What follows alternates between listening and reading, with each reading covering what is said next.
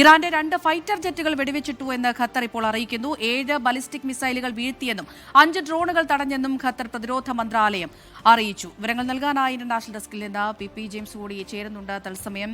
P James, ഇങ്ങനെ ഓരോ മണിക്കൂറുകൾ കഴിയുമ്പോൾ കൂടുതൽ വിവരങ്ങൾ നമുക്ക് അവിടെ നിന്ന് ലഭ്യമായിക്കൊണ്ടിരിക്കുകയാണ്. ഇപ്പോൾ ഖത്തറിന്റെ ഒരു പ്രസ്താവന വന്നിട്ടുണ്ട് 2 ഫൈറ്റർ ജെറ്റുകൾ വെടിവെച്ചിട്ടു എന്നുള്ള കാര്യത്തിൽ. ഇതിപ്പോൾ ഏത് രീതിയിലേക്ക് ഇത് കടക്കുന്നു എന്നാണ് കരുതേണ്ടത്?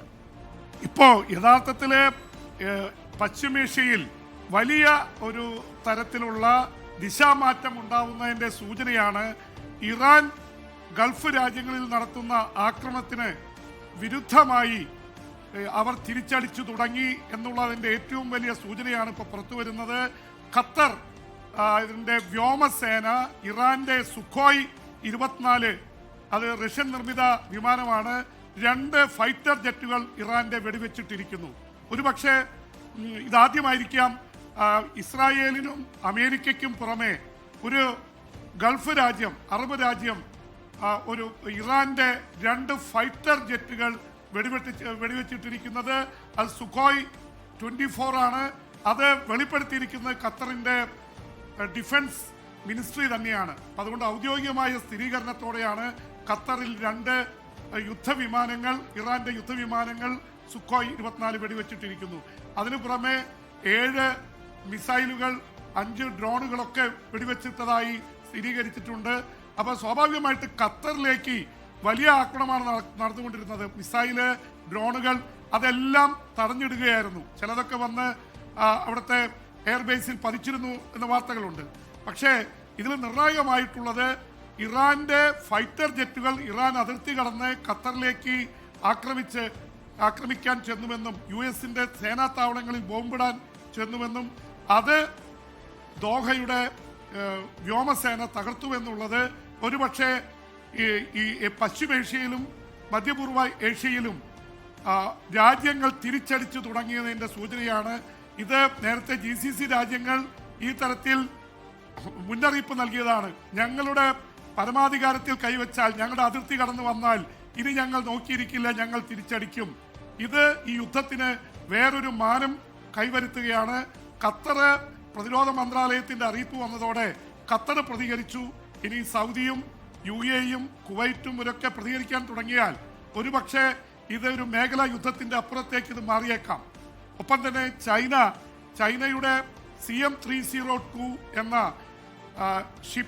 ആന്റി ഷിപ്പ് മിസൈൽ അത് ഇറാന് നൽകാൻ ധാരണയായതായി വാർത്തകൾ വരുന്നു. അതിന്റെ പ്രത്യേകത എന്ന് പറയുന്നത് വിമാനവാഹിനി യുദ്ധക്കപ്പലുകൾ തകർക്കാൻ ശേഷിയുള്ള സൂപ്പർ സോണിക് മിസൈലാണത്. അത് ഇതുവരെ വേണ്ട വിധത്തിൽ പരീക്ഷിക്കപ്പെട്ടിട്ടില്ല.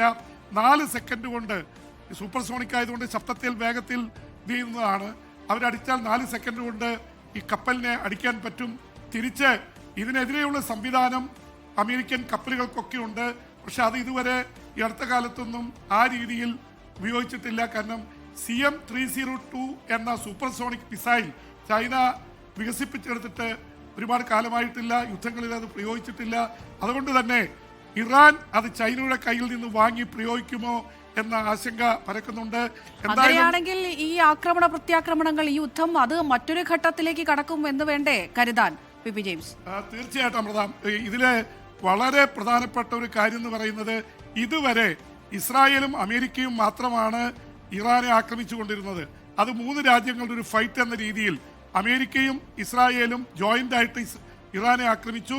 അവിടുത്തെ പരമോന്നത നേതാവ് ആയത്തുള്ള ഖമീനി അടക്കം 48 നേതാക്കളെ അവരുടെ പരമോന്നത നേതാവിൻ്റെ കൊട്ടാരം തകർത്തുകൊണ്ട് കൊലപ്പെടുത്തി. അവിടെ മരണസംഖ്യ ഏതാണ്ട് 600 കവിഞ്ഞിട്ടുണ്ട്. അനൗദ്യോഗികമായിട്ട് 1000 പേർ കൊല്ലപ്പെട്ടിട്ടുണ്ടെന്ന് പറയുന്നു. അവിടെ ഏതാണ്ട് 160ഓളം കുരുന്നുകൾ ഇറാനിൽ ഈ ഇസ്രായേലിൻ്റെ ആക്രമണത്തിൽ കൊല്ലപ്പെട്ടു. ഇതിൻ്റെയൊക്കെ ഇടയിൽ തിരിച്ച് ഇറാൻ ഇസ്രായേലിലേക്ക് അടിച്ചുകൊണ്ടിരുന്നു. ഇതുവരെ ഉള്ള ഇതിൽ മറ്റ് രാജ്യങ്ങളിലേക്ക്, പ്രത്യേകിച്ച് Saudi, UAE, Kuwait, Qatar, Oman തുടങ്ങി ഗൾഫ് അറബ് രാജ്യങ്ങളിലേക്ക് ആക്രമണം നടത്തിയെങ്കിലും അവരൊക്കെ ഇത് തടയിടാൻ മാത്രമാണ് ശ്രമിച്ചുകൊണ്ടിരുന്നത്, തിരിച്ചടിച്ചിരുന്നില്ല. പക്ഷെ ഇപ്പോൾ ഇറാന്റെ 2 യുദ്ധവിമാനങ്ങൾ ഖത്തർ വെടിവെച്ചിട്ടതോടെ ഇതിന് വേറൊരു ദിശാമാറ്റം വന്നിരിക്കുകയാണ്. ഒരു പക്ഷേ ഇറാന് നേരെ ഈ GCC രാജ്യങ്ങൾ അടി തുടങ്ങിയാലും അത്ഭുതപ്പെടാനില്ല. പക്ഷെ അത് ഉണ്ടാവാതിരിക്കട്ടെ.